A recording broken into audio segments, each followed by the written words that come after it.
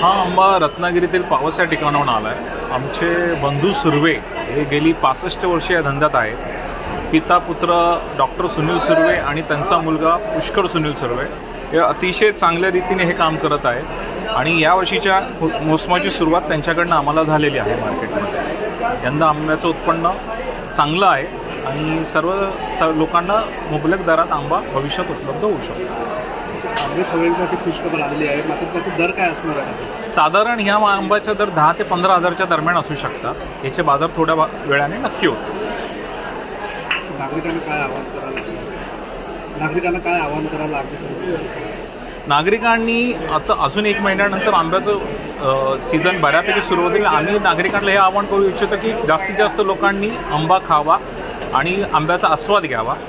यंदा खवयांसाठी खुशखबर आहे, आंबा बऱ्यापैकी उपलब्ध आहे कोकणातला। देश विदेशातील प्रत्येक घडामोडींचे लाईव्ह अपडेट मिळवण्यासाठी आता साम टीव्हीच्या सर्व सोशल मीडिया प्लॅटफॉर्मला लाईक, फॉलो आणि सबस्क्राईब करा। तसंच सर्व नोटिफिकेशनसाठी बेल आयकॉन प्रेस करायला विसरू नका।